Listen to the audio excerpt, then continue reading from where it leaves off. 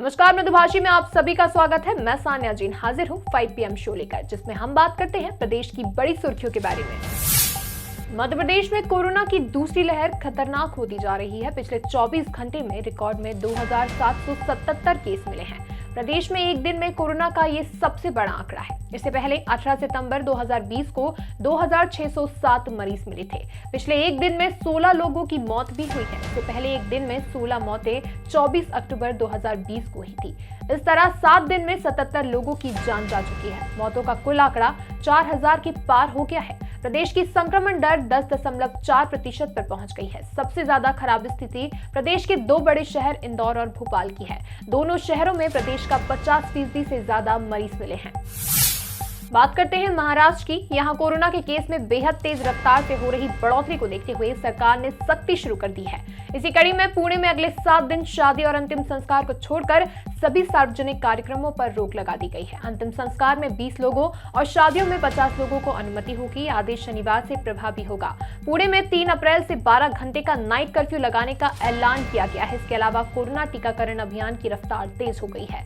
1 अप्रैल को 36 लाख से ज्यादा लोगों को कोरोना का टीका लगाया गया। वहीं अब तक 6 करोड़ से ज्यादा लोग कोरोना वायरस की खुराक ले चुके हैं। कांग्रेस महासचिव प्रियंका गांधी ने आज अपना असम दौरा रद्द कर दिया है। कोरोना संक्रमित के संपर्क में आ जाने से प्रियंका ने दौरा रद्द किया है। खुद इसकी जानकारी प्रियंका गांधी ने ट्वीट कर दी। प्रियंका ने कहा कि वह खुद क्वारंटाइन हो गई हैं। वह कोरोना संक्रमित के संपर्क में आ गई थी। उन्होंने तत्काल कोरोना जांच कराई, जिसमें कोरोना रिपोर्ट नेगेटिव आई है, लेकिन डॉक्टर ने उन्हें आइसोलेशन में रहने की सलाह दी है। प्रियंका ने कहा कि इस असुविधा के लिए मैं माफी चाहती हूँ। मैं कांग्रेस विजय की कामना करती हूँ। हालांकि प्रियंका गांधी के पति रॉबर्ट वाड्रा कोरोना संक्रमित है। रॉबर्ट वाड्रा की रिपोर्ट पॉजिटिव है। वाड्रा ने फेसबुक पोस्ट के जरिए जानकारी साझा की है। पहले से महंगाई की मार झेल रहे इंदौर वासियों को एक और झटका लगा है। इंदौर में 1 अप्रैल से बढ़े दूध के भाव को लेकर आम नागरिक परेशान है। दरअसल इंदौर दूध विक्रेता संघ द्वारा प्रति लीटर 3 रुपए की बढ़ोतरी की गई, तो वहीं दूसरी ओर मध्य प्रदेश दूध विक्रेता द्वारा 2 रुपए की बढ़ोतरी की गई है, जिससे आमजन को दोगुनी मार झेलना पड़ रही है। मध्य प्रदेश दूध व्यवसायी संघ के अध्यक्ष ईश्वर जोशी का कहना है कि पशुधन, खलीद, चूरी सहित पशु आहार के भाव में भारी वृद्धि और डीजल व पेट्रोल के दाम बढ़ने से दूध की उत्पादन लागत बढ़ गई है, जिसके चलते हमें ये कदम उठाना पड़ा।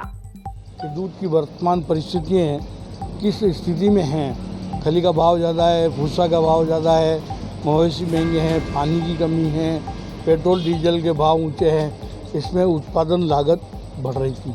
तो हमने किसानों को हित के भी ध्यान रखते हुए 46 रुपये से 48 रुपये दूध का भाव किया। ये 1 अप्रैल से 31 अगस्त तक ये भाव रहेगा जनता को। मास्क ना पहनने पर एयरपोर्ट पर भी सख्ती बढ़ा दी गई है। अब यात्री ने टर्मिनल में मास्क नहीं पहना और कहने के बाद भी यदि नहीं माना तो उसे पुलिस के हवाले कर दिया जाएगा। यात्री का नाम नो फ्लाई लिस्ट में डाल दिया जाएगा। इससे यात्री 2 साल तक हवाई यात्रा नहीं कर पाएगा। इस संबंध में डीजीसीए ने सभी एयरपोर्ट अथॉरिटी को पत्र लिखा है। केंद्रीय मंत्री भी नो फ्लाई लिस्ट में डालने का जिक्र कर चुके हैं। डीजीसीए की नई गाइडलाइंस के अनुसार यदि विमान में कोई यात्री बिना मास्क पहने मिलता है और मास्क पहनने में आनाकानी करता है तो इसे विमान से उतारने के निर्देश भी दिए गए हैं। इसके अलावा उसका नाम नो फ्लाई लिस्ट में भी डालने को कहा गया है। इससे वह अगले 2 साल तक हवाई यात्रा नहीं कर सकेगा। आज के लिए बस इतना ही। अगले शो में फिर मुलाकात होगी प्रदेश की बड़ी सुर्खियों के साथ। तब तक के लिए आप देखते रहिए मृदुभाषी।